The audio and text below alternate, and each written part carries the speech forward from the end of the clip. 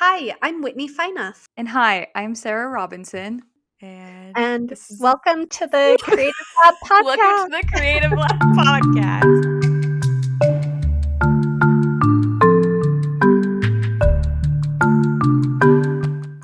Hi, everyone. Thank you so much for joining us for another week here at the Creative Lab podcast. Today, we are discussing an extremely important topic for creative entrepreneurs, and that is setting and maintaining healthy boundaries. We are incredibly grateful and so excited to have boundary coach extraordinaire Cami Orange on our podcast today. Many of you may know Cami as the boundary coach from TikTok. She has gained a massive audience by sharing tips and examples on how to set boundaries, both professionally and personally. As business owners, Sarah and I have quickly learned how critical boundaries are to running a business and just overall being a healthy person.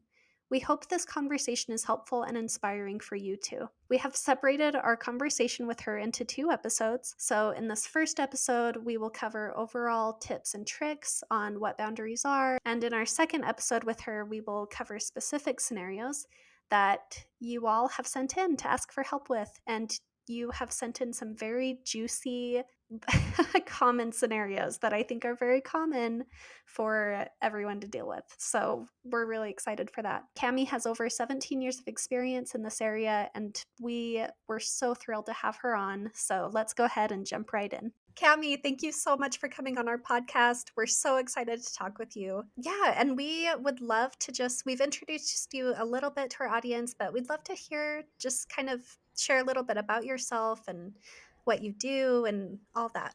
Absolutely. I am so excited to be here on the Creative Lab podcast. Thank you so much, Sarah and Whitney. So, I am a boundary coach. I have been a full-time boundary coach for 2 years, but I have been helping clients with their boundaries for over 17 years. And I started when I left home I grew up in a cult. I grew up in a small cult subset of Mormonism. And I left home at 17 and I became a psychic medium. And I worked with people on their boundaries with the dead, which also translates into boundaries with the living. And people have terrible boundaries with the dead and the living. And people are always like, what does that mean? They have bad boundaries with the dead. It just means people will often let the dead tell them to do things that they wouldn't listen to literally anybody else telling them what to do. And it's not like any specific dead person. It's just like any dead person. Like you wouldn't ask your neighbor down the street what you should do with your life. Why would you ask just a random dead person? Super weird.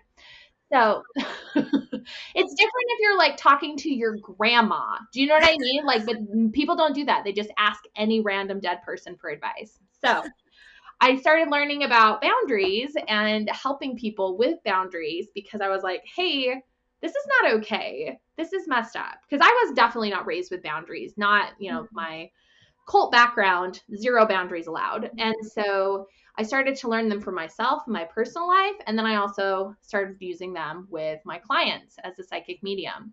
And after I retired from that, I became a wardrobe mentor. And I would go to people's homes or I would do it over Zoom. I had clients in 10 countries, mostly US, Canada, and Europe, and help them put together their wardrobes. Your closet is a vision board for your life. And so what you see there is like what you're creating every day. And so I was like, okay, let's get this sorted out. And I thought I was there to talk about clothes. They needed help with like, oh, my mother-in-law keeps buying me clothes that are all a size too small to encourage me. What do I do? No. Or my husband always goes, is that what you're going to wear? Anytime I dress up in a way that I really like, what do I do? Or different things like that where I was like, hey, that's not okay. People don't get to treat my clients that way. That's, if they're not going to advocate for themselves, I will. Like I did a lot of boundary work, helping them come up with scripts and phrases and ways to say, stop doing that. That's not okay. You don't get to speak to me that way. And so even though I was doing wardrobe mentoring, I did a lot of boundary work. And then after I retired from that, technically I sold that business because I got a divorce and it was a mess. And anyway, so I stopped being a wardrobe mentor, didn't really retire. And I became a business consultant. And so I would travel around to people's homes and I would stay with my clients. So I traveled all over the US and the 48 and stay with them for a couple weeks to set up their businesses online. And so I'm there to, set up email sequences and websites and all kinds of things. And they're like, oh, I'm having this issue where my clients are texting me at, 10:30, 11 o'clock at night. I don't know what to do. Or I'm trying to work and my child keeps coming in and interrupting me, even though I told them not to. What do I do? And I was like, oh, we're going to do boundary work.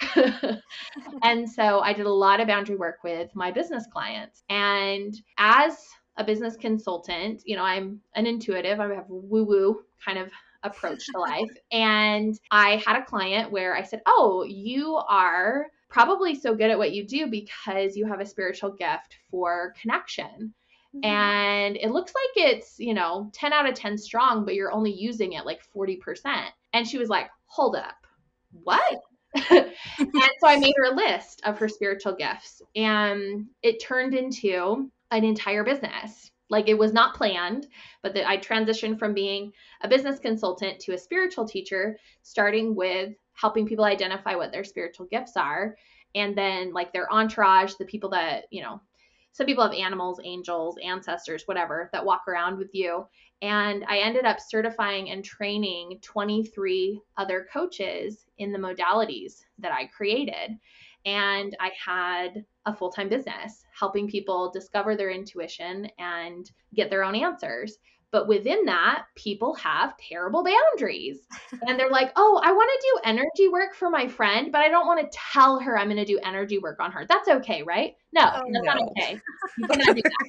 Like, Absolutely not. can I book a session with you and you can tell me what my husband's spiritual gifts are, even though he doesn't believe in any of this and he doesn't want to know? No, you cannot do that. Like, that those are bad boundaries. And so I started teaching boundary workshops and boundary classes and online courses specifically to help these clients. And they were incredibly successful. I had hundreds of hours of content, and it was the boundary content that was the most successful. And so I realized at the end of 2019 that I was doing that business because I was trying to like work through my own raised in a cult trauma. Like, I was trying to help save other people from like spiritual stuff the way I needed someone to save me as a child. And once I realized, I was like, oh, I don't actually want to do this business anymore. And so I retired.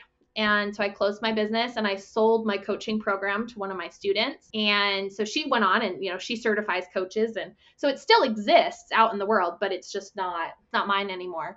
And I took 2020 off and just kind of gardened a lot and laid in the backyard in the sun and realized that every business I've had for 17 years, it always come back to boundaries. Every single client, every single conversation, I'm like, yeah, let's talk about this. And they're like, oh, but what about boundaries? And so I can take a hint from the universe. And so the beginning of 2021, I became a full-time boundary coach. And here we are 2 years later, and it has been incredibly successful. I have almost 300,000 followers on TikTok. I have a book coming out. I have sold thousands and thousands of copies of my boundary phrase flashcards, and I work with people all over the world. That is incredible. I mean, Sarah and I, we have sent each other your TikToks, and it is so needed, especially with creative entrepreneurs and especially women. I did not grow up learning boundaries at all. No, Yeah. me either. And I really find it so beautiful, poetic, if you will, that you kind of found this work as you were healing your inner child and Mm-hmm. kind of your mission to keep teaching that. I think that's so beautiful. I don't know. That sounds so corny, but at the same time, I don't really care. I love corn. It is beautiful. It has been an incredible journey to come to a place of peace. And I'm sure as creatives, you get this. People are like, oh my gosh, this is amazing that you're so good at this. And I'm like, it's easy now. Like, I've literally been doing this for 17 years. Like, boundaries for me are really easy. And so I make a living doing something that for me is easy and fun and really helps other people.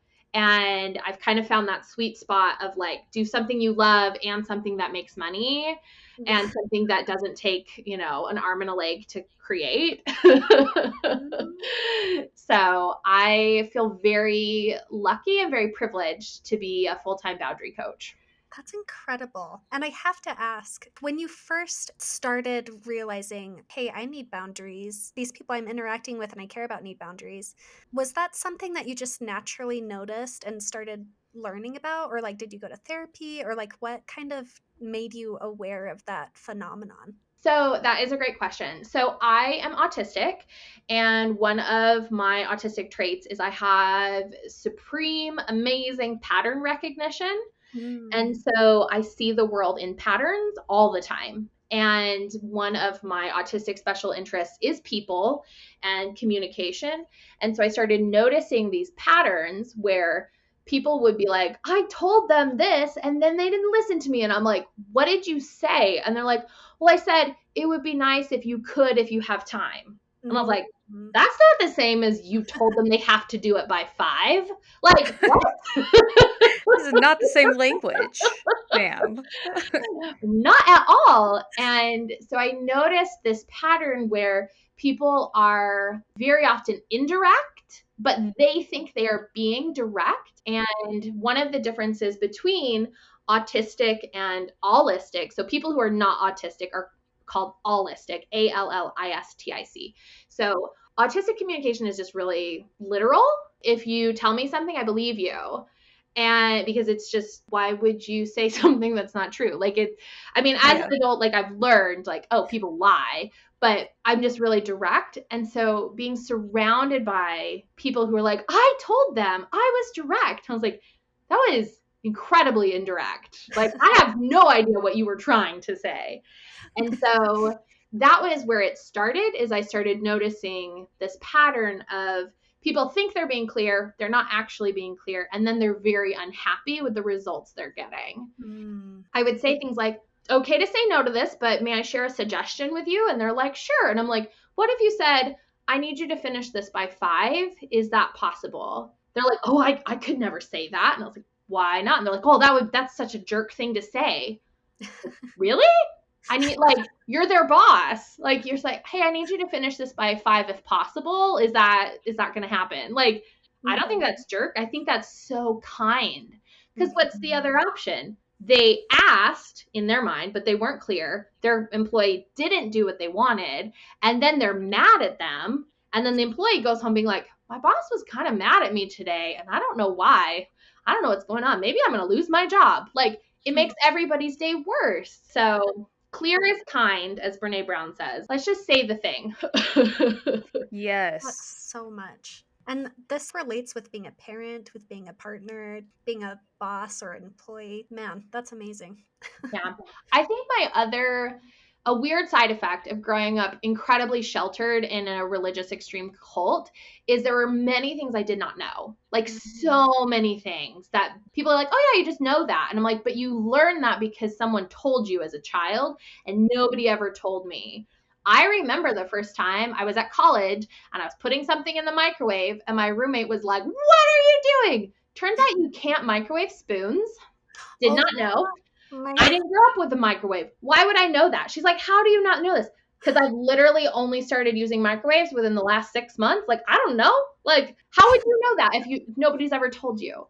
And so I don't approach any situation assuming that people know things, because there's so many things that I still to this day don't know all the time. Constantly. People will be like, hey, there's this thing, blah, blah, blah, blah, blah. Just 2 days ago, found out, did not know. When you turn the heat up in your house, it doesn't change the temperature of the air coming out of the vents. It changes how long the air comes out of your vents. What?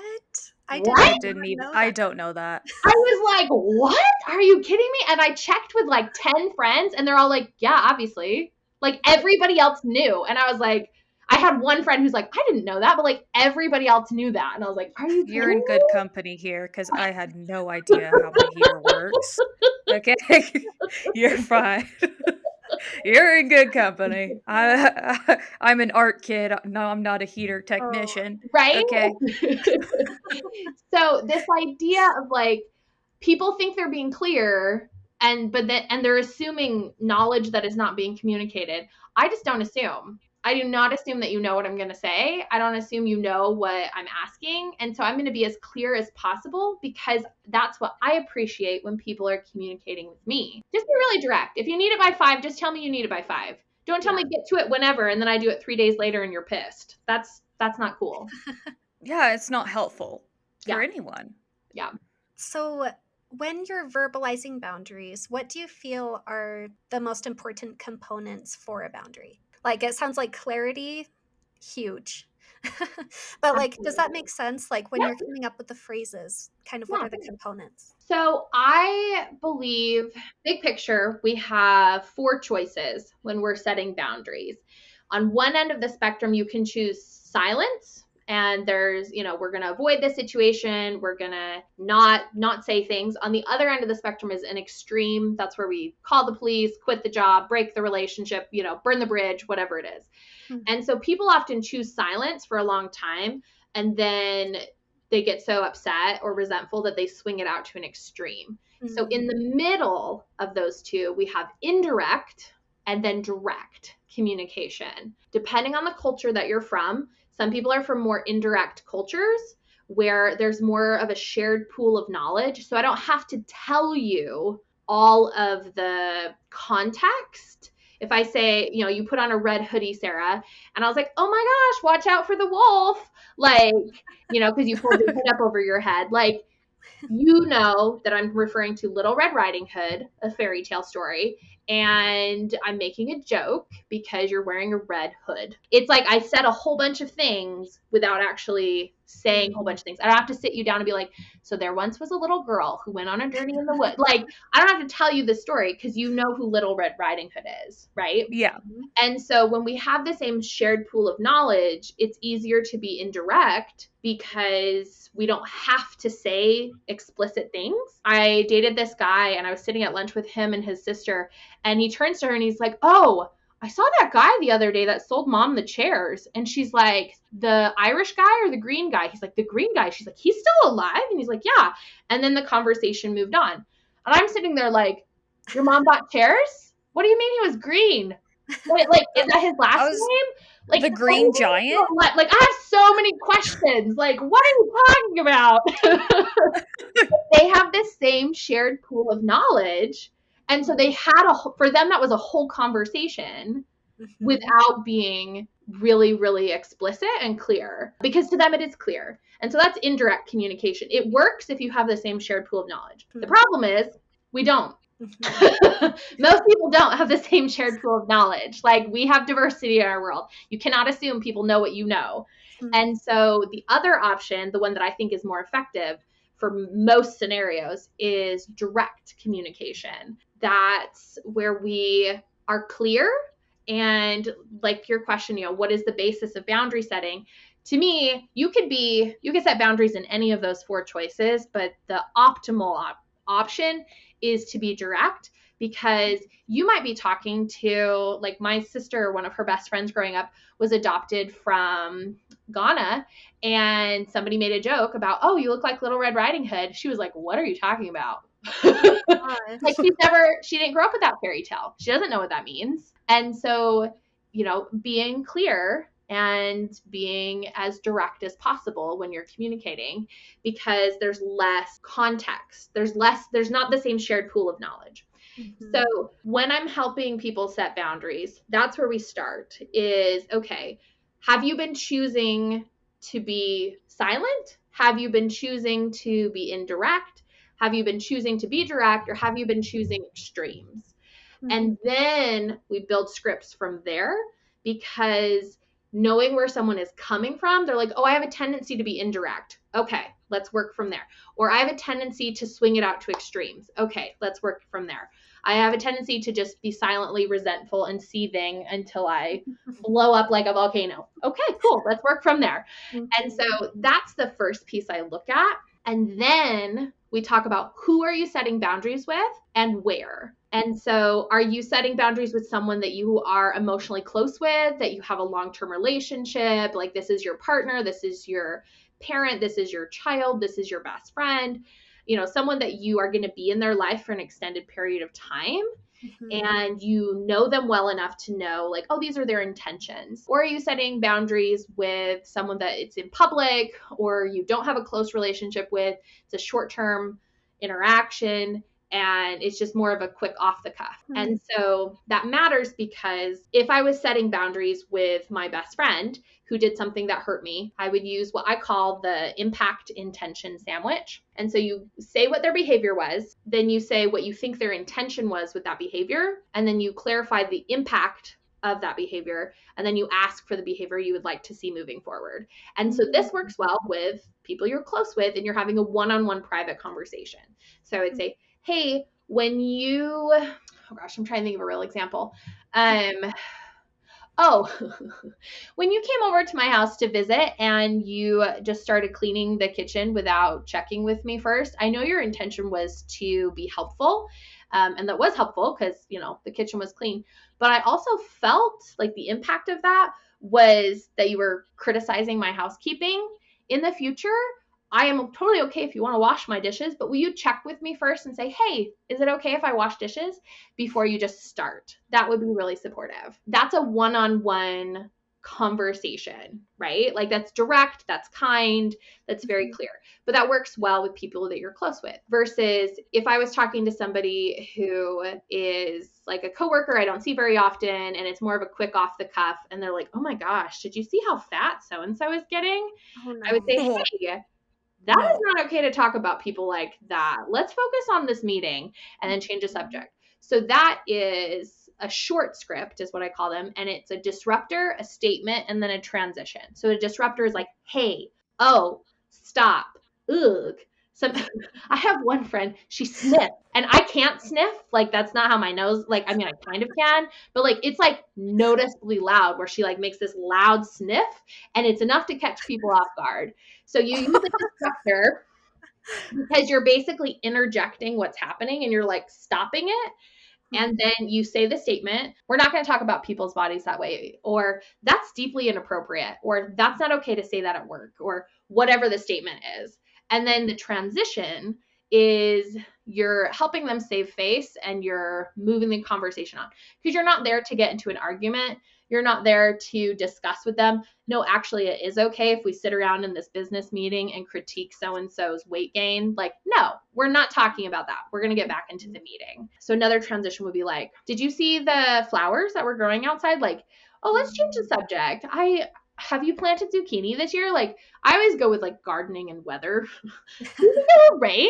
Like, like whatever it, Gardening is so safe. right? It's so Like, safe. just move the conversation on how is your new dog? And so the short scripts with a disruptor statement and transition, it's full in public. It's useful when, you know, like I said, it's a short conversation. You don't want to get into it versus the intention impact sandwich is more of a dialogue. It's like a, hey, does this work? Does that not work? Like, let's really discuss this, but it's more appropriate in that setting. Big picture, where are they starting from? Which are the four choices? Silence, indirect, direct, or extreme.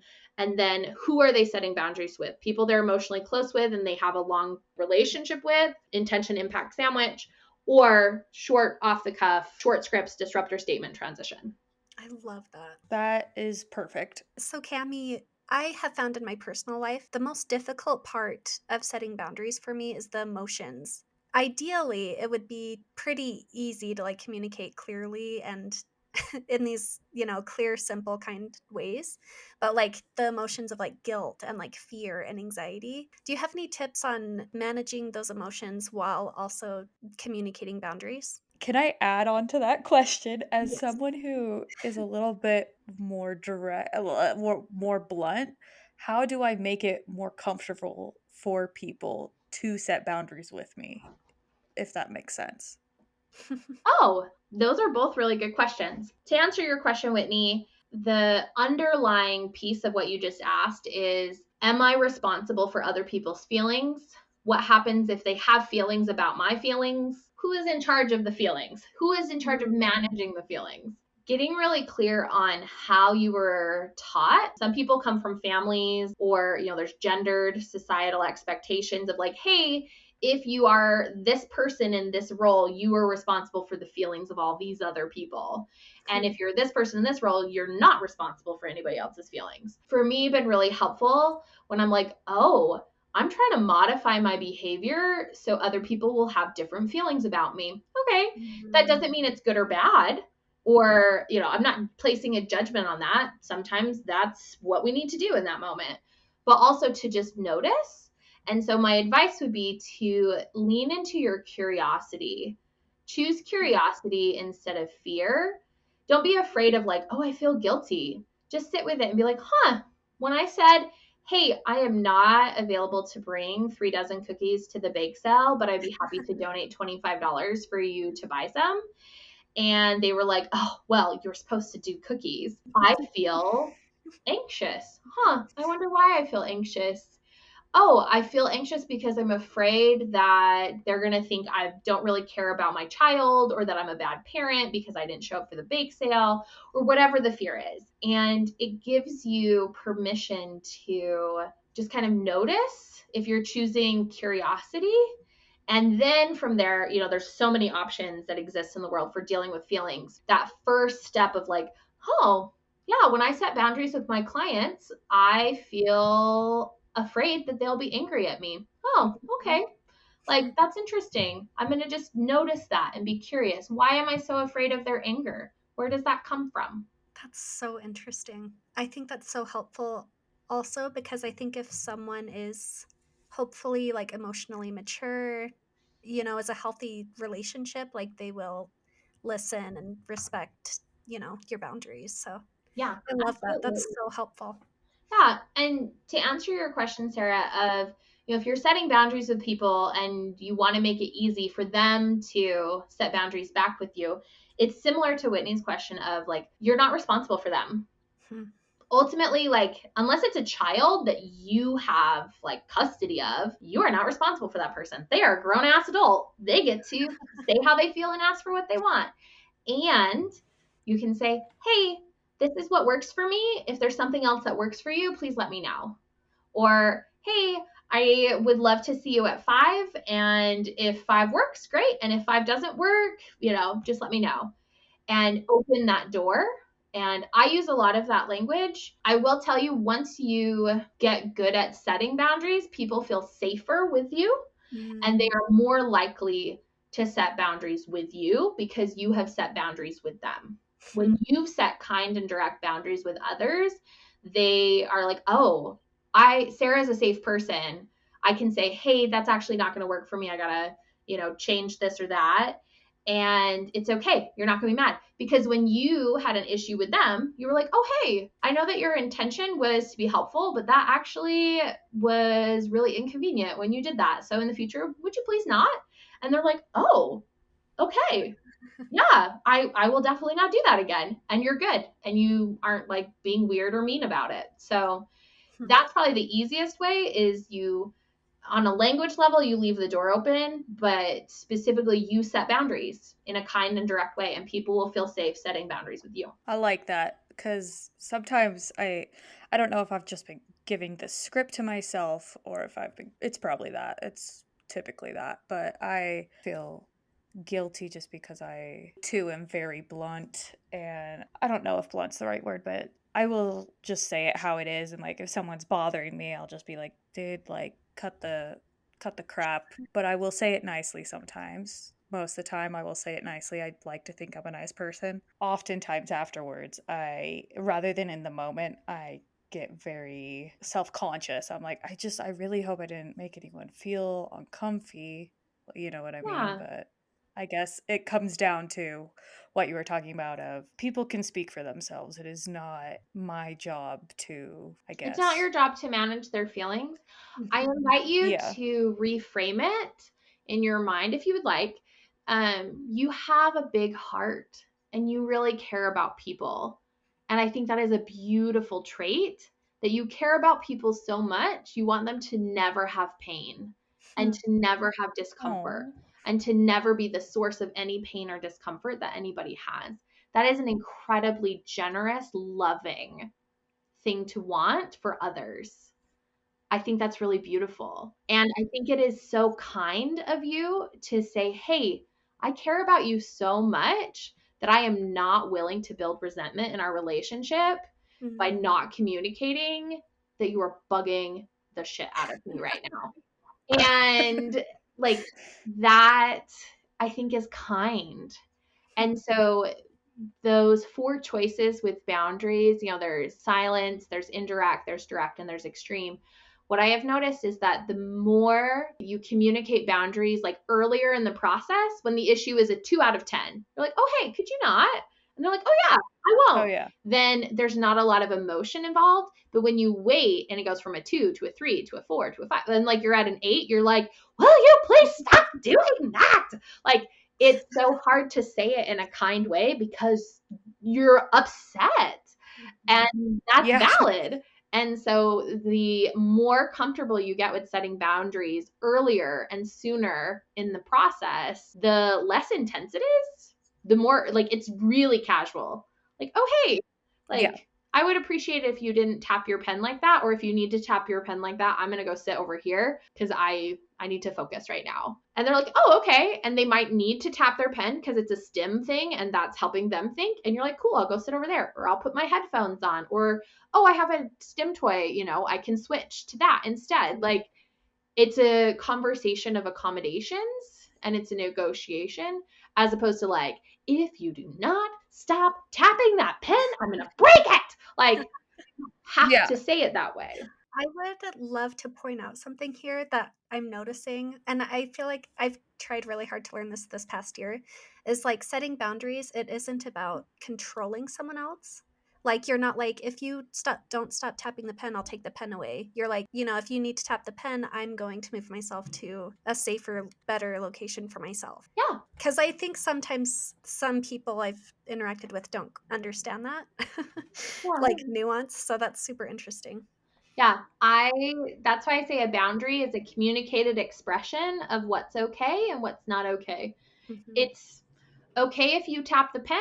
It's not okay with me to sit here next to you while you're tapping the pen. So our options are I you stop love or I that. move. Yes. And that's okay. And if it's communicated in a kind, gentle way, nobody's feelings has to get hurt. Like, it's not a big deal. I love that you own and claim that you are blunt, you are direct, you are clear, Sarah. I think that those are powerful, powerful gifts.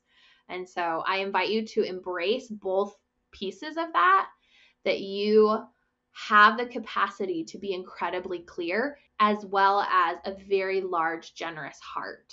Thank you so much, You're Cami. welcome. Made my life. Tattoo it on my face. For real. I think so many people who listen to this will resonate with that as well. Because I Yeah. think most of us don't want to hurt people, you know? Yeah. So, Dare I say, yeah. Well, you already said most people, yeah, so dare I agree? pretty much everyone I would almost say, yeah. Yeah. In my experience, the vast majority of people don't hurt other people for funsies. Like, most of the time, it's unintentional. And if you're like, hey, that actually hurt me, they stop. Yeah. Yeah.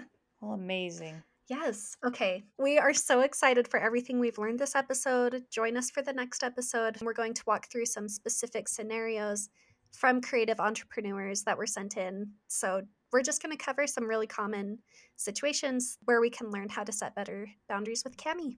Thank you so much. Yes. And there's some juicy ones. Stay tuned. Very.